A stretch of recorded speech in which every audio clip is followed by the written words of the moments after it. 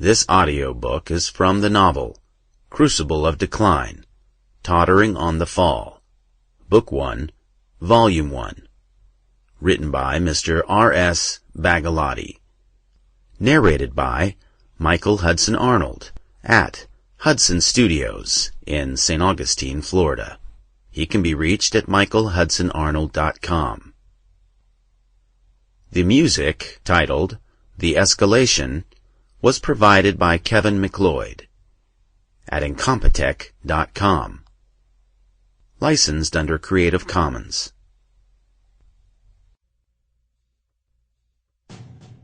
The Crucible of Decline by Mr. R.S. Bagaladi, narrated by Michael Hudson Arnold. Book 1, Tottering on the Fall. Let the rule of law prevail over the rule of men. Now this is the law of the jungle, as old and as true as the sky. And the wolf that shall keep it may prosper, but the wolf that shall break it must die. As the creeper that girdles the tree trunk, as the law runneth forward and back. For the strength of the pack is the wolf, and the strength of the wolf is the pack.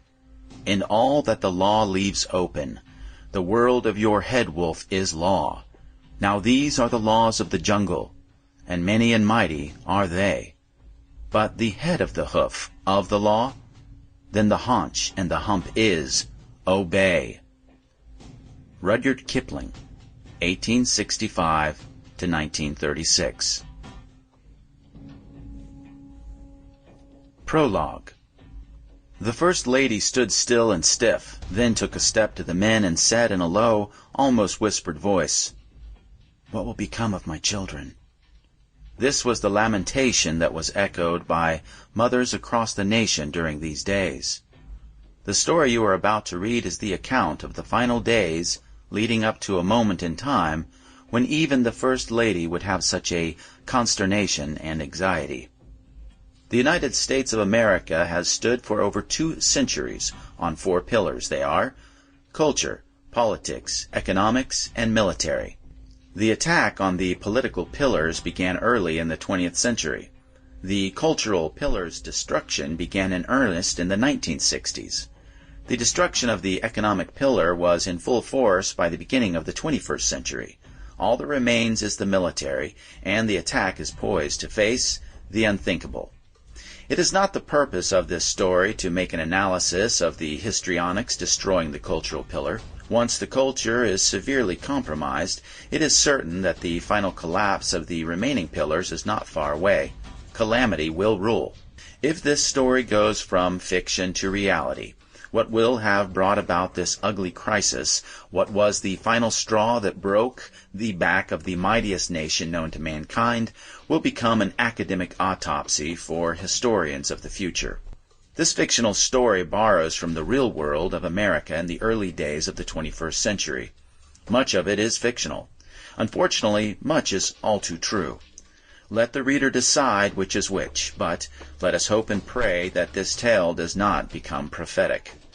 Upon the arrival of Air Force One at Zone Z, and as the aircraft pulled to a stop, a few minutes before the door opened for Carson's departure down the disembarkation steps, an armed military security squad was assembled and making ready for a parade pass. In review along the red carpet rolled out to his escorted limousine, motorcade to journey to the executive compound. A sullen aura of the troopers gave way to an officer's command, voice distinct, loud, infectious, projected to snap to and fall into formation. As the troops took their position, an anonymous exchange could be heard. "Now's our chance to shoot this lying prima donna." From an unknown other, "Yeah, and then there's a few thousand more after him."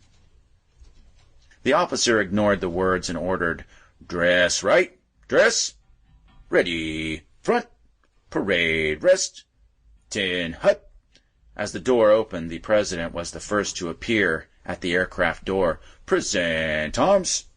And the military band struck up and played the official dedication to the office of the President of the United States. Sample complete. Ready to continue?